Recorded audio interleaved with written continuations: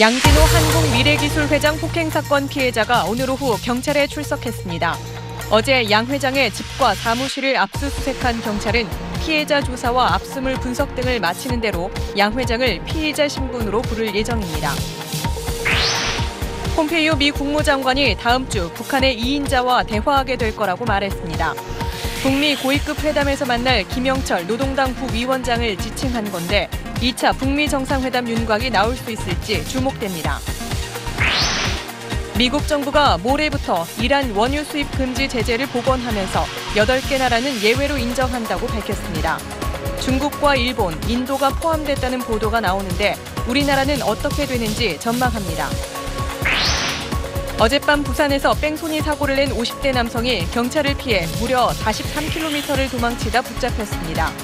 잡고 보니 면허 취소 수준, 만취 상태였는데 음주운전으로 처벌받은 전력이 있었습니다. 음주운전 처벌 강화 여론 속에 처벌 기준인 혈중 알코올 농도를 낮추자는 주장에도 힘이 실리고 있습니다. 한두 잔은 괜찮다며 운전대를 잡는 게 얼마나 위험한지 실험을 통해 알아봤습니다. 수려한 경관을 뽐내는 강원도 홍천강이 몸살을 앓고 있습니다. 불법 캠핑 카라반 영업과 레저업체 무허가 건물 탓에 강변이 오염되고 있습니다. 현장 취재했습니다.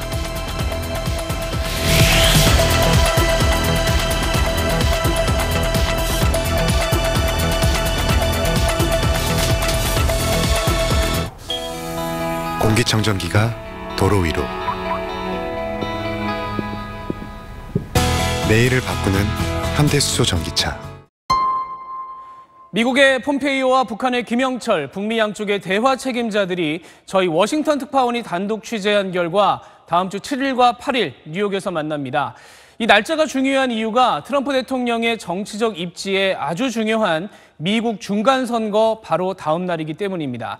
선거 결과를 놓고 두 책임자가 큰 결정을 내리면 바로 구체적인 실무회담까지도 이어질 수 있다는 소식입니다. 워싱턴 손성민 특파원입니다.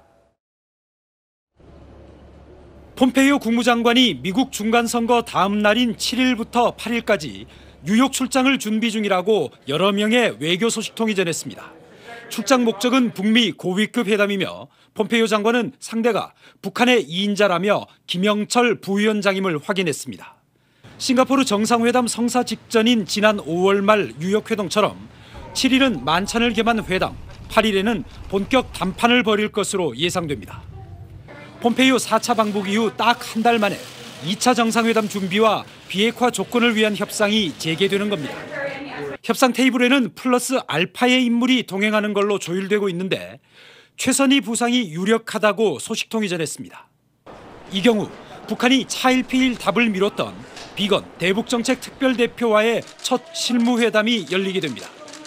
우리 정부 고위 관계자는 앞으로도 고위급 회담과 실무회담이 앞서거니 뒤서거니 병행할 거라고 말했습니다. 북미 간 막판 신경전도 치열합니다. 적대 세력이 제재 책동에 광분하고 있다는 김정은 위원장의 언급이 나온 뒤 폼페이오 장관은 이틀째 핵 프로그램 제거를 검증할 때까지 제재는 해제되지 않을 거라고 받아쳤습니다. 뒤집어 보면 검증만 된다면 큰 폭의 양보도 가능하다는 게 미국의 메시지입니다. 워싱턴에서 SBS 손성민입니다. 트럼프 대통령은 중국하고도 무역 다툼을 하고 있죠. 근데 이쪽은 갑자기 일이 잘 풀릴 것처럼 말을 계속 꺼내고 있습니다. 정말 뭔가 물밑에서 되는 건가 하는 기대감과 동시에 중간 선거용 언론 플레이 아니냐는 신중론도 함께 나오고 있습니다. 베이징 정성엽 특파원입니다. 트럼프 대통령은 G20 정상회의 때 시진핑 주석과의 만찬 일정까지 직접 알리며 낙관론을 또다시 쏟아냈습니다. We've had very good discussions with China. We're getting much closer to doing something. They very much want to make a deal. 앞서 트럼프 대통령이 합의문 초안 작성을 지시했다는 보도가 나왔지만 커들로 국가경제위원장은 이를 부인했습니다.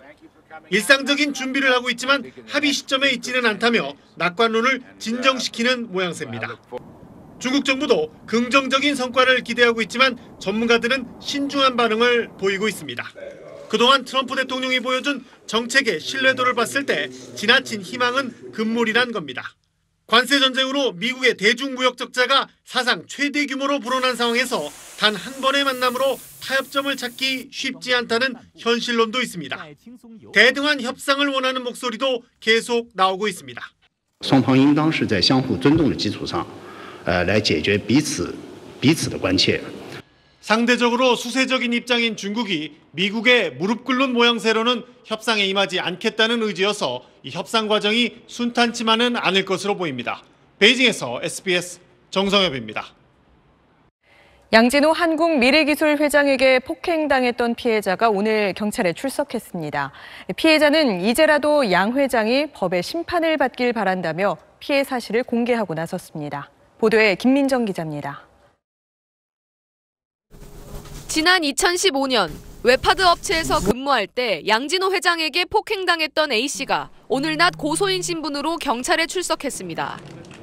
A씨는 양 회장이 폭행 장면을 촬영하도록 지시하고 그 영상을 가지고 있었다는 걸 보도를 통해 알게 됐을 때 큰 충격을 받았다고 말했습니다. 폭행의 피해자인 동시에 그분이 저희 인격을 무참히 짓밟은 영상을 몰래 촬영하고 불법적으로 소장한 저희 범죄 몰카 피해자이기도 합니다.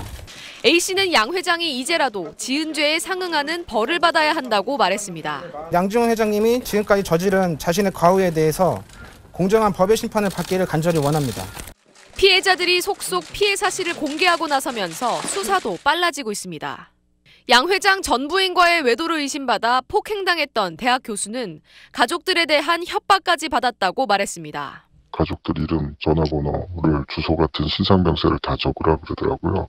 네. 그래서 아이들 이름까지 적으라고 제가 울면서 사정을 해도 교수 폭행 사건 당시 양 회장 동생만 기소하고 양 회장을 무혐의 처분했던 검찰은 조만간 교수를 불러 다시 조사할 방침입니다.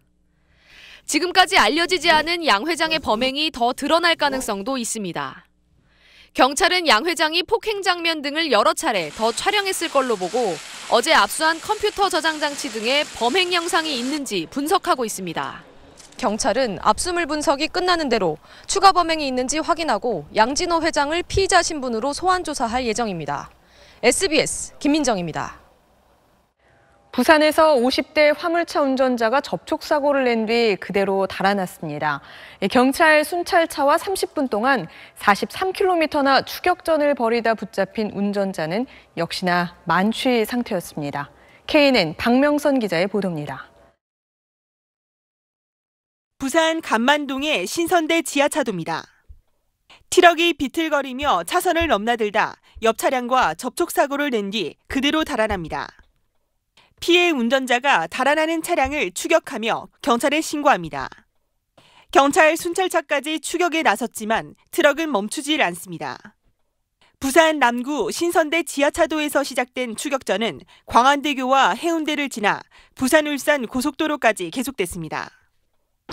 도주 차량은 30분 동안 43km가량을 도주하다가 순찰차에 포위되면서 멈췄습니다. 체포 과정에서 저항하던 김 씨는 경찰관의 얼굴을 폭행하기도 했습니다. 총 4대 순찰차가 출동을 해서 멈추라는 지시를 했음에도 불구하고 계속 도주를 해서 어쩔 수 없이 앞뒤 좌우로 막아서 검거를 하게 됐습니다.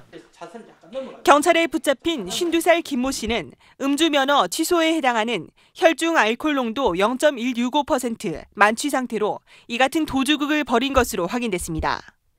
경찰은 음주운전과 공무집행 방해 등의 혐의로 김 씨를 입건해 조사하고 있습니다. KNN 박명선입니다. 네, 그런가 하면 어제와 오늘 고령 운전자가 몰던 승용차가 병원으로 돌진하는 사고도 잇따랐습니다. 브레이크 대신 가속 페달을 밟은 걸로 추정되는데 다행히 큰 인명피해는 없었습니다. 노유진 기자입니다. 승용차가 멈추는가 싶더니 갑자기 병원 현관문 쪽으로 움직입니다. 지나가던 시민이 황급히 자리를 피합니다. 안내판이 쓰러지고 유리문이 산산조각 나고서야 차가 멈춰섭니다. 오늘 오전 9시 10분쯤 경남 진주의 한 병원에서 72살 강모 씨의 승용차가 병원 건물 입구로 돌진했습니다. 이 사고로 병원 안내 직원 2명과 운전자 강 씨가 다쳤지만 생명에는 지장이 없습니다. 경찰은 운전자가 브레이크 대신 가속 페달을 밟은 것으로 보고 조사를 이어가고 있습니다. 고액제 때문에 그 하반신이 좀 불편하시다고 운전 미수 뭐 그런 것 같습니다. 브레이크 밟는 걸 아마 가속 페달로 밟지 않나 싶어요. 앞서 어제 오전 9시 10분쯤 경남 창원에서도 80대 운전자가 몰던 승용차가 병원으로 돌진했습니다. 차는 병원 유리문을 부수고 건물 입구 1m 안쪽에 있는 승강기까지 밀고 들어갔습니다. 이 사고로 병원 직원이 승강기 안에 갇혔다 구조됐습니다. 경찰은 이 사고 역시 운전자가 브레이크 대신 가속 페달을 밟아 일어난 사고로 보고 CCTV 등을 토대로 정확한 사고 원인을 조사하고 있습니다. SBS 노유진입니다. 풀카운트에서 8번째 공을 갖다 맞히면서 센터쪽 이 타구 잠시를 향해 뻗어갑니다. 굿바이 굿바이 굿바이. 네, 어젯밤 자정이 다 되도록 이어졌던 이 프로야구 플레이오프 경기. 홈런으로 장군, 멍군을 주고받으면서 승자, 패자 모두 박수받을 명승부를 남겼습니다. 야구의 본고장 미국에서까지 화제입니다. 이성훈 기자입니다. 9회 투아웃에서 터진 넥센 박병호의 기적같은 동점 홈런부터 한 점 뒤진 10회 말에 나온 SK 김강민의 동점 홈런과 한동민의 끝내기 홈런까지 지켜보는 사람들도 뛰고 있는 선수들도 믿을 수 없는 명승부였습니다. 야구한 지 벌써 17년, 18년 정도 됐는데 생애 최고의 날 같아요, 오늘이. 정말 무아지경이었어요. 팬들의 관심은 폭발적이었습니다. 5시간 동안 이어진 플레이오프 5차전 중계방송의 전국 시청률은 8.9%로 지난해 한국 시리즈 5차전 이후 프로야구 최고치였고 플레이오프 경기로는 2012년 이후 6년 만에 가장 높았습니다. 메이저리그 홈페이지까지 이 경기를 주목했습니다. 소리를 높여 한국의 플레이오프에서 나온 끝내기 홈런의 짜릿함을 느껴보라며 주요 장면을 소개했습니다. 이 타구 잠시를 향해 뻗어갑니다. 굿바이 굿바이 굿바이. 제 야구 생전에 정말 이런 경기는 처음입니다. 한껏 뜨거워진 야구 열기는 내일부터 한국 시리즈로 이어집니다. 김성근과 김경문 두 명장이 명승부를 펼쳤던 2008년 이후 10년 만에 한국 시리즈에서 만난 두산과 SK가 7전 4선승제의 가을 드라마를 시작합니다. SBS 이상호입니다.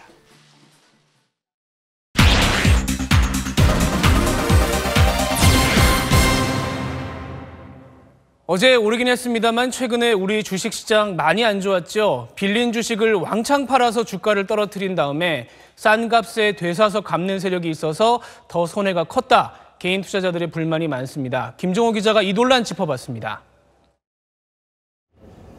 22개월 만에 코스피 2000선이 무너지기도 했던 하락장 속에 외국인과 기관 투자가들이 주도하는 주식 공매는 폭발적으로 늘었습니다.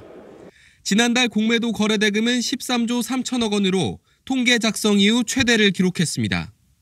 빌려온 주식을 매도한 뒤 주가가 하락하면 싼 값에 매입해 갚는 방식으로 수익을 챙기는 공매도는 하락장에서 유리하기 때문입니다. 금융투자업계에 따르면 지난달 증시가 13.86% 하락하는 동안 공매도 투자자들은 14.6%의 수익률을 올렸습니다. 공매도 시장에서 소외된 개인 투자자들은 분통을 터뜨립니다. 기관에서는 이제 공매도라는 시스템으로 떨어졌을 때 반대 매매를 해서 혹은 선물 매매를 통해서 이 차익 실현을 많이 보다 보니까 사실 있는 거는 개인 투자자들밖에 없죠. 특히 지난달 예상을 뛰어넘는 3분기 실적을 발표한 삼성전기도 주가가 크게 하락하면서 멀쩡한 주식의 하락까지 부추긴다는 불신이 더 커지고 있습니다. 반면 공매도가 주식 거품을 막고 거래량을 늘려 시장을 활성화하는 순기능이 있다는 반론도 여전합니다. 공매도가 많았던 종목 중에도 주가가 오른 경우가 적지 않다는 겁니다. 공매도 자체를 금지하기보다는 불공정한 정보를 사용하는 경우와 같은 경우에 대해서 매우 엄격하게 제어하는 것이 필요할 것으로 생각됩니다. 2008년 금융위기 직후 미국 유럽 국가들이 공매도의 일시 금지 조치를 취했던 것은 부작용을 인정했기 때문입니다. 공매도 폐지 여론에 금융당국은 개인의 거래 참여를 확대하는 방안을 찾겠다고 밝혔지만 내부자 정보 이용이나 무차익 공매도 같은 행위에 형사처벌을 적용하는 등 큰 손해만 유리한 불공정한 거래 환경부터 바로잡아야 한다는 지적이 많습니다. SBS 김정우입니다.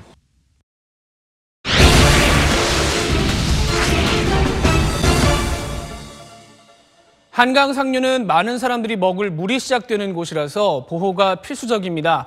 그런데 온갖 폐기물을 갖다 버리고 심지어 물가에 화장실까지 마음대로 짓는 곳이 여전히 있습니다. 기동취재 지원 박성은 기자가 다녀왔습니다.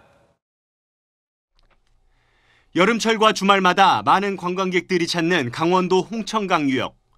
강변 곳곳에 캠핑용 이동주택인 카라반이 자리 잡고 있습니다. 상당수는 수개월 동안 고정돼 있다는 게 주민들의 설명입니다. 캠핑 가더니 한 번 오면 1년 내내 놔뒀다가 다음에 또 쓰고 자꾸 그래요. 그래갖고 나무가 다 훼손된 거예요. 일부 카라반은 지지대를 세워놓고 사실상 가건물 형태로 서 있습니다. 하천구역에 허가받지 않은 고정식 카라반은 모두 불법입니다. 우리 하천구역에 있다 그러면은 고정식이 된다 그러면 저희 쪽에서는 이제 이동 시켜야죠. 대놓고 무허가 건축물을 짓거나 설치한 곳도 적지 않습니다. 이 수상레저 업체 건물이 들어선 곳은 사유지이지만 건축 허가를 받지 않아 불법 건축물입니다. 또 다른 수상레저 업체는 불법 건축과 시설물 설치를 금지한다는 표지판 옆에 버젓이 화장실과 가설 건축물을 지었습니다. 물 위에 떠 있는 수상 레저 시설입니다. 용수철의 반동을 이용해 물로 뛰어드는 방식으로 추정되는데요. 이 시설물 역시 허가받지 않은 불법입니다. 강변과 물속에는 폐타이어와 고무보트 등 폐기물들이 버려져 있어 환경 오염마저 우려됩니다. 좀 이 동네가 잘 돼야 되는데 동네가 불수상에 많이 해가지고 맨날 민원이 생기니까 동네가 좀 안 좋은 꼴이 생긴다.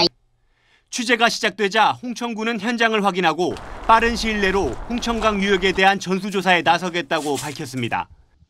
지원뉴스 박성원입니다.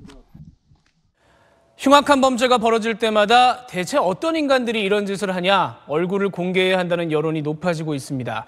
그런데 어떨 때는 공개하고 어떨 때는 가려주고 해서 원칙이 뭐냐는 논란이 또 따라옵니다. 저희 SBS의 소셜미디어 브랜드 비디오 머그가 이 논란 짚어봤습니다. 2016년 5월 서울 강남역 인근 공용 화장실에서 여성을 흉기로 찔러 살해한 36살 김모 씨. 2018년 10월 서울 강서구 한 PC방에서 아르바이트생을 흉기로 찔러 살해한 29살 김성수. 공통점, 피해자와 아무 인연 없음. 흉기로 찔러 무참히 살해. 차이점, 강남역 화장실 살인 피의자 얼굴 비공개. 강서구 PC방 살인 피의자 얼굴 공개. 시간과 장소만 다를 뿐 같은 형태의 잔혹한 살인 범죄. 왜 이런 차이가 나는 걸까요? 사진 속 웃고 있는 저 남성 기억나십니까? 여성 7명을 살해한 희대의 연쇄살인마 강호순. 강호순 얼굴은 경찰이 아닌 언론에 의해 먼저 공개됐습니다. 연쇄살인 피의자 강호순의 얼굴도 강호순 사건을 계기로 2010년 4월 특정 강력범죄의 처벌에 관한 특례법이 개정돼 강력범죄 피의자의 신상 공개가 선별 허용됩니다.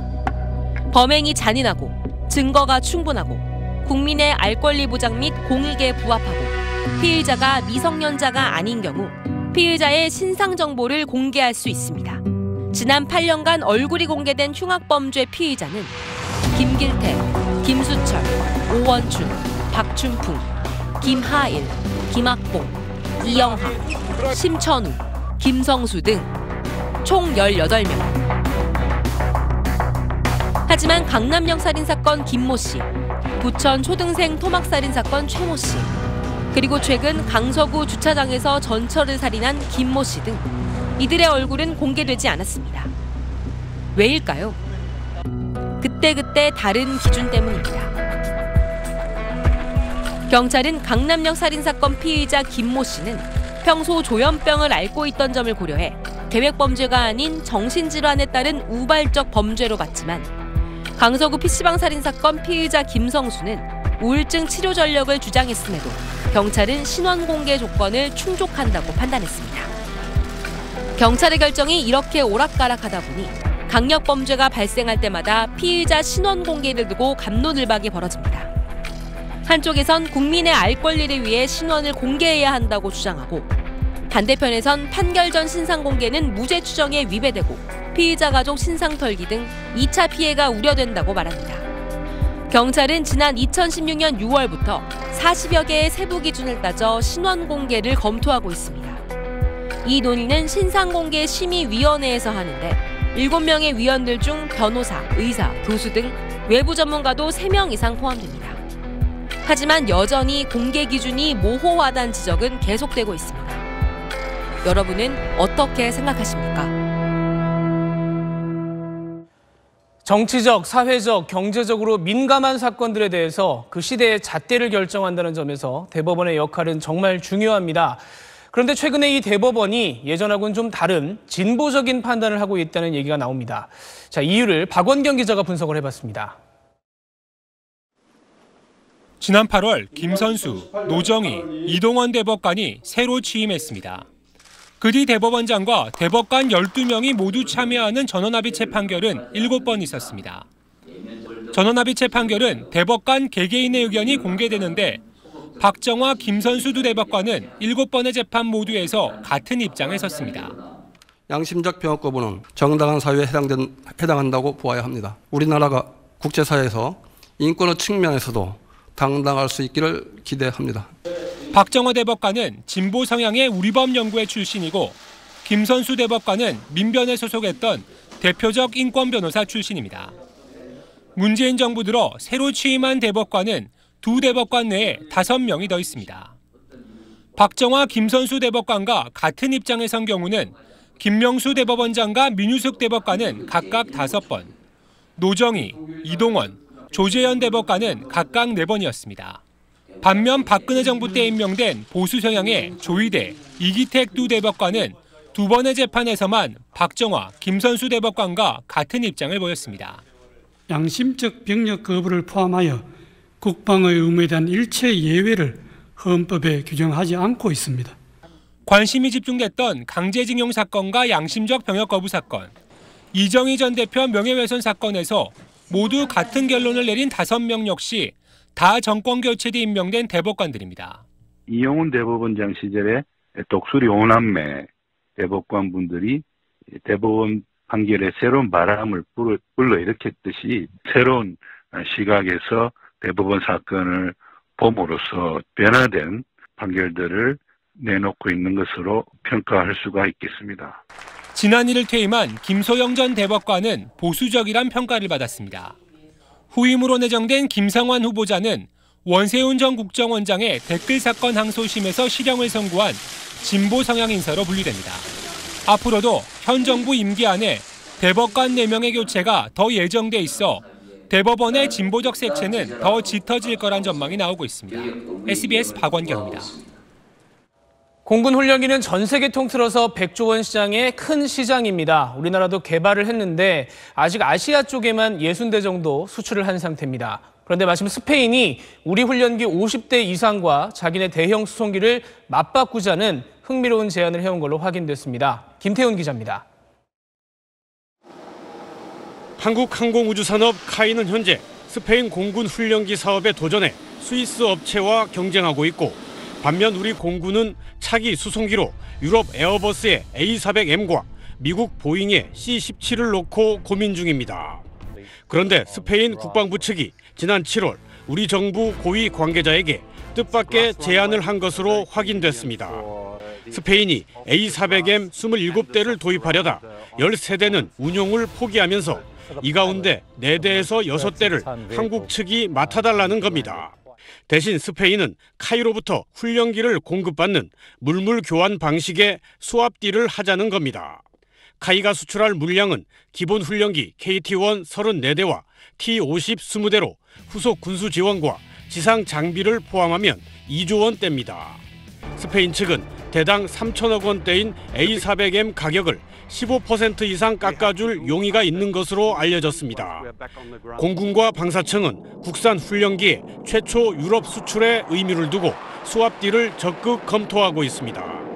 미 고등훈련기 사업에서 떨어진 카이로선은 인공호흡기 같은 기회가 될 테고, 공군으로서도 항속거리, 탑재 능력 우수한 수송기를 싸게 도입하는 기회입니다. 한국과 스페인은 이르면 이달 안에 군사회담을 열어 협상을 개시할 것으로 관측됩니다. SBS 김태훈입니다. 흔히 햄버거병으로 불리는 용혈성 요독 증후군에 걸렸던 4살 여자아이 기억하시나요? 벌써 2년이 지났지만 아이 어머니는 아이가 겪은 일이 잊혀지는 게 두렵다며 1인 시위를 이어가고 있습니다. 백운 기자가 취재했습니다. 살기 위해 매일 해야 하는 소독.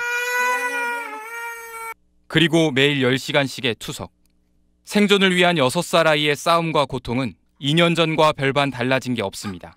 어머니 이 아이는 간단하게 배를 열고 사는 아이라고 생각하시면 돼요. 모든 균이나 이런 거에 노출이 돼 있으니. 어머니 최은주 씨는 요즘도 짬이 날 때마다 2년 전 아이에게 햄버거를 사 먹였던 맥도날드 지점 앞에서 1인 시위를 벌이고 있습니다. 근데 저는 너무나 무서운 게 이게 잊혀지고 있는 게 너무 무서운 거예요. 최 씨가 맥도날드를 식품위생법 위반 혐의로 고소했지만 검찰은 지난 2월 무혐의 처분했습니다.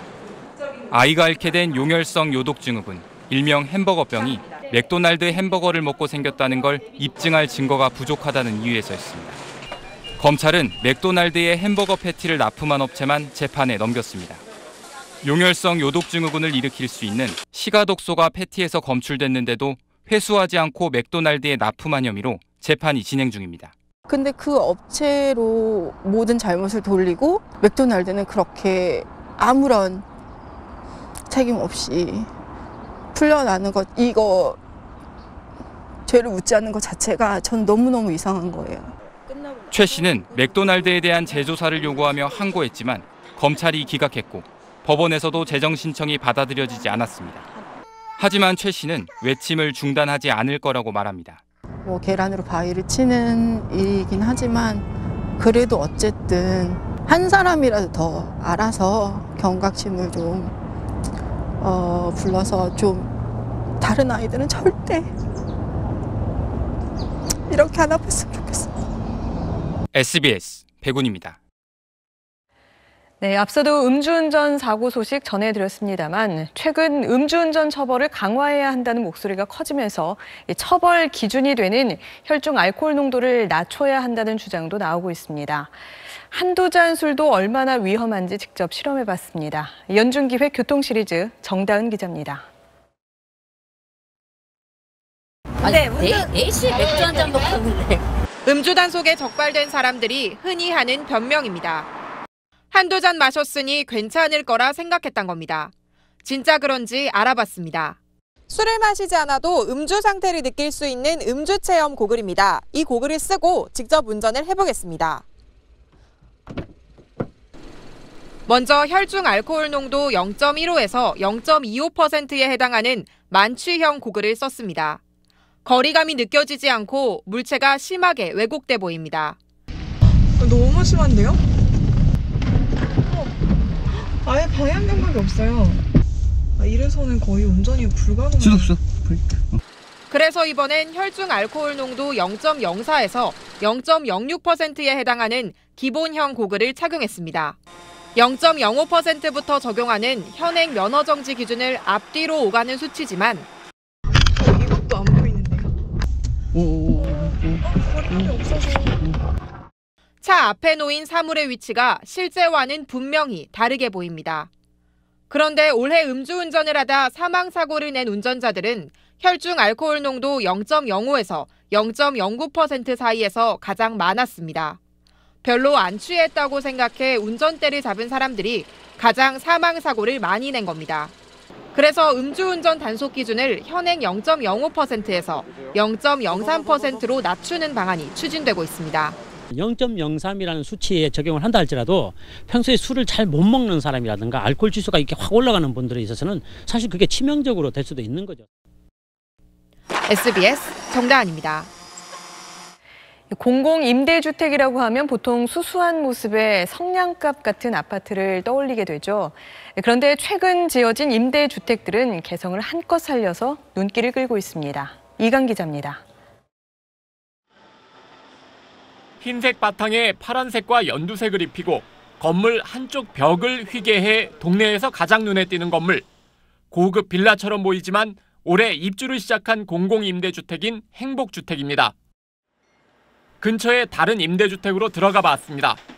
입주민들의 공동 부엌이 볕이 잘 드는 위치에 넓게 마련되어 있습니다. 생각보다 되게 좋은데 이런 공용 공간도 있고 좀 공동체 그런 사람들과 커뮤니티가 좀 돼서 아이한테도 좋을 것 같아요. 200세대가 입주할 이 임대 아파트는 개성적인 외관은 물론 신혼부부를 위한 주택답게 44제곱미터 실내에 아이들을 위한 오밀조밀한 공간도 있습니다. 한 달 최저 16만 원을 내면 집 걱정 없이 최대 10년 동안 살 수 있습니다. 고급 아파트 느낌인데 싼 가격에 이만큼이면 괜찮다라는 의미는 아니고 오히려 제가 내는 돈이 좀 저렴하게 느껴질 정도로 만족하고 있어요. 디자인과 기능을 발전시킨 이런 신형 임대주택은 건축대전에서 최고상을 받기도 했습니다. 모든 세대가 가장 좋은 집안에서 가장 좋은 공간을 함께 누릴 수 있도록 구성을 했습니다. 서울과 경기도에 앞으로 3년 안에 10,000세대 넘는 임대주택이 들어서게 됩니다. 과거 부정적 시각 대신 임대주택이 도시를 살리고 지역 공동체 복원을 꾀할 수 있다는 것을 보여주고 있습니다. SBS 이강입니다.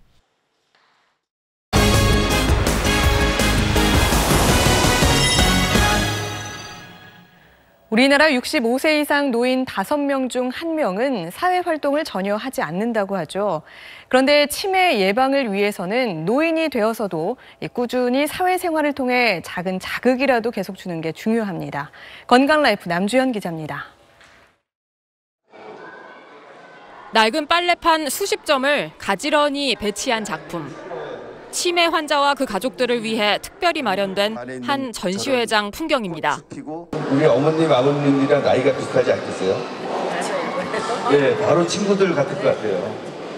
기증받은 양은 냄비, 프라이팬과 솥을 켜켜이 쌓고 엮어 꽃처럼 만든 작품도 치매 환자들에겐 좋은 자극제가 됩니다. 안에서 이렇게 갇혀 있는 거보다 나와서 이게 자연 풍경을 볼 수 있는 게 아기자기한 것도 있고 아름다운 것도 있고. 일상적으로 오기 힘든 곳이라 낯설어하시지 않을까 했는데 같이 나오시니까 더 좋아하시고 더 편안해하세요. 치매 환자들에게 외출할 기회를 주고 새로운 자극을 주려는 이런 시도는 운동, 식습관 개선, 사회활동, 인지훈련을 조금씩이라도 꾸준히 해야만 치매 발병을 늦출 수 있다는 핀란드와 스웨덴의 공동 연구 결과에 따른 겁니다. 60세부터 77세 사이 노인 1,260명을 두 그룹으로 나눠 2년 동안 추적해봤더니 생활 속에서 계속 자극받은 그룹이 그렇지 않은 그룹보다 종합 판단 능력과 이해 속도가 더 많이 개선됐습니다. 초기 치매든 중기 치매든 그분들한테도 남아있는 뇌 기능이 있기 때문에 다양한 자극이 많이 갈수록 그분의 인지 기능은 좋아질 수가 있습니다. 국내 65세 이상 노인 10명에 1명꼴로 치매를 앓는 현실. 노인들이 다양한 활동을 할 수 있는 노인 친화적 환경을 만들어주는 게 치매 예방은 물론 진행 속도를 늦추는 데 도움이 됩니다. SBS 남주현입니다.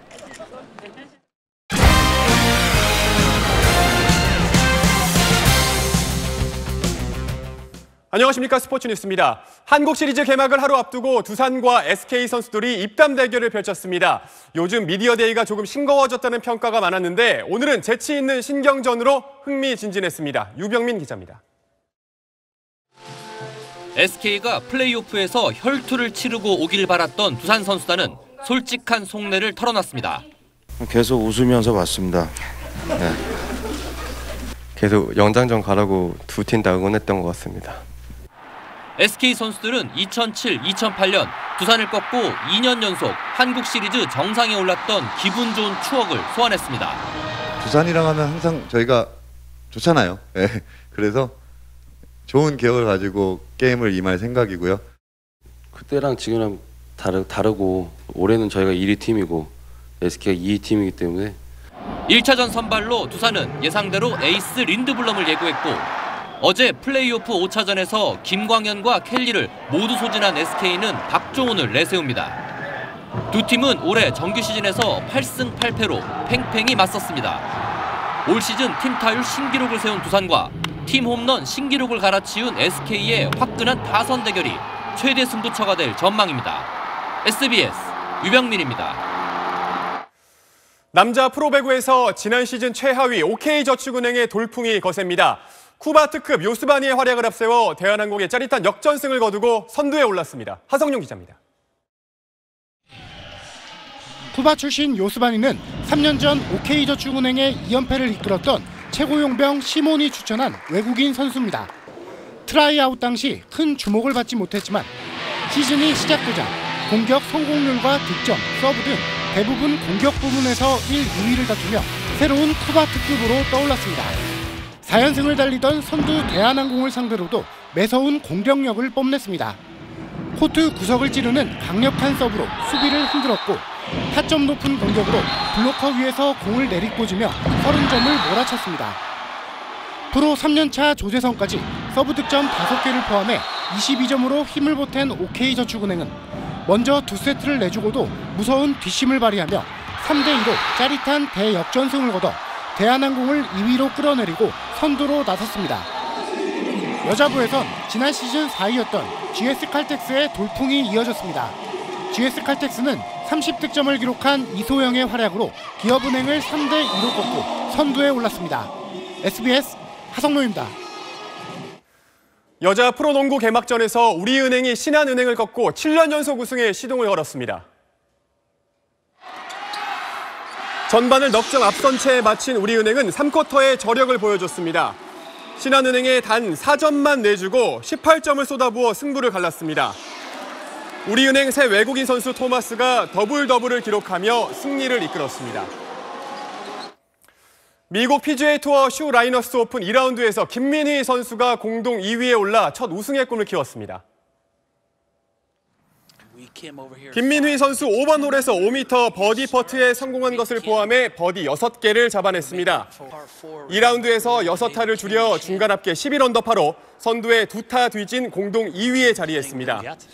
지난해 이 대회에서 연장전 끝에 아쉽게 준우승에 머물렀는데요. 1년 만에 다시 PGA 투어 첫 승에 도전합니다. 네, 프로축구 인천과 상주 경기에서 나온 상주 윤빛가람 선수의 골 장면 준비했습니다. 개인기로 여러 명의 수비수를 허수아비로 만들었습니다.